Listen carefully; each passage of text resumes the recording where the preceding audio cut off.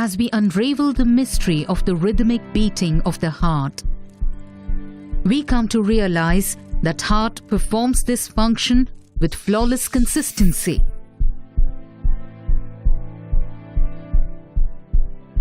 The heart is an organ that beats throughout the lifetime of a person. Are you aware that in an average lifespan of 70 years, it beats about 2.5 billion times?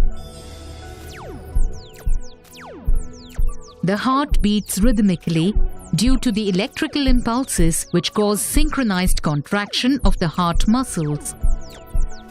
These impulses cause the contractions of the atrium and the ventricles, which allow the heart to pump blood. But have you ever wondered what controls the heartbeat? Cardiac pacemaker. The heartbeat is generated and controlled by a pacemaker present in the heart. It also possesses specialized excitatory conducting system, which ensures the rhythmic beating of all the cardiac muscles. The walls of the atria form the atrial syncytium, and the two ventricular walls constitute the ventricular syncytium. The pacemaker is located in the wall of the right atrium. It is also known as sinoatrial node or SA node. The SA node generates an impulse which spreads across the walls of the atria through the specialized conducting system, causing both atria to contract in unison. During atrial contraction, this electrical impulse reaches the atrioventricular node or AV node.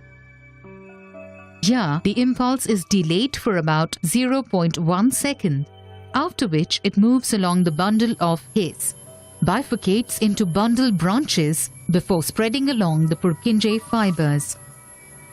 The impulse reaches the lateral ventricular walls and causes its contraction.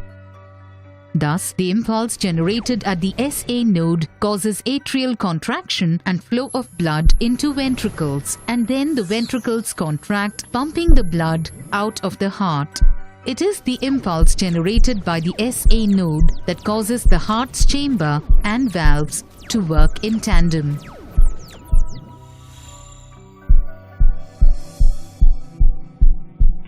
Thus, we conclude that it is the SA node as the cardiac pacemaker which sets the rhythmicity of the heartbeat.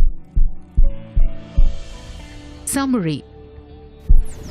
We can now observe the impulse conduction and heartbeat in synchronization with the blood flow.